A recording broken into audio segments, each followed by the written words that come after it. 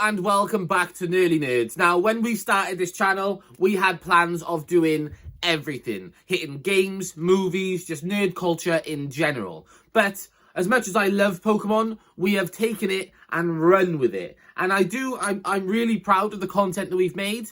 But I think that for me and Natty to really get our teeth into nerd culture and really set ourselves aside from being nerdy nerds to finding our way to true nerds, I think we need to hit some other genres. So I'm James from Nerdy Nerds, and today we're talking about TimeSplitters Rewind. Now, TimeSplitters was a series developed by Free Radicals and is a true cult classic. All three titles are held in high regard by those who played them, but unfortunately, the last entry to the series was all the way back in 2005 with TimeSplitters Future Perfect. Now, before I go too far, for those of you who do not know what TimeSplitters is, and for you, I'm sorry about that, let me give you a quick rundown. TimeSplitters is the fastest FPS game ever made. Well, this is what it was said on the back of the box, but that is still probably true for its time and could possibly hold on for today's competition. The story of TimeSplitters is never really explained to you in-game, so if you didn't read the game's manual, you'd probably have no idea what was actually happening. In fact, I thought we were TimeSplitters. It turns out that's not the case.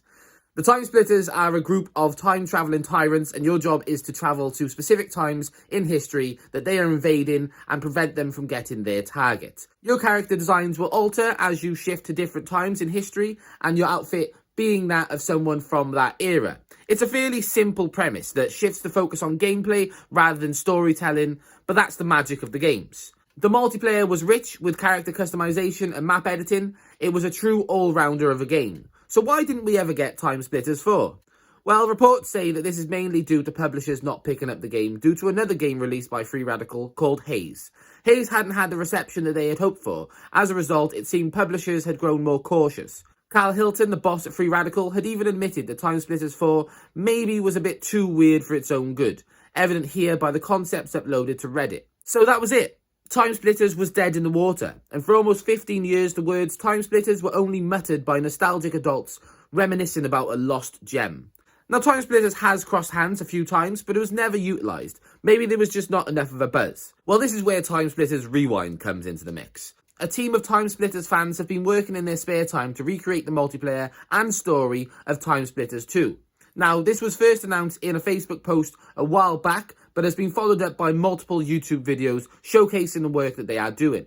The videos they've posted actually look really good, and you can see the game is in great hands. However, this is a fan project, and with that comes the nervousness and excitement that I'm feeling. The truth is that this could be huge, but the concern for me is with the devs. THQ Nordic acquired TimeSplitters back in 2018, and there was hope that they would do something with it. Even a post to the Rewind Facebook page states that it threw Rewind up in the air for a moment, but nothing ever came of it, which is crazy in my opinion.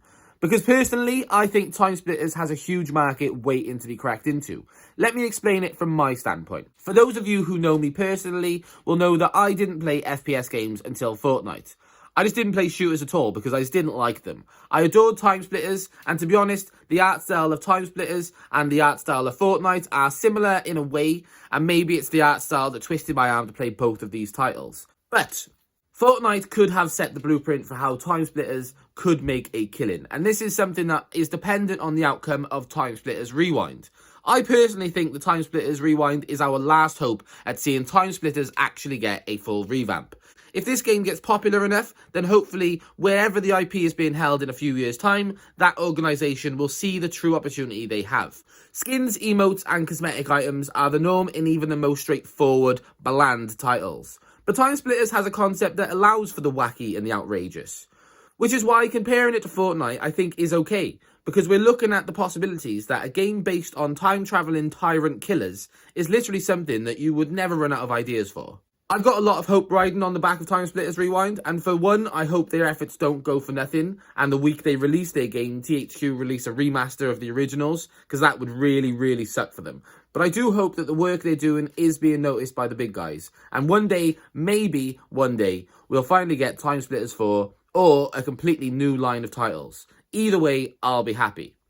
That's it for this video. Thank you for joining me. Please drop a like on the video if you enjoyed the video, and subscribe for more like it. But for now, I've been James, this has been Nerdy Nerds, and have a wonderful week. If you enjoyed that video, why not subscribe?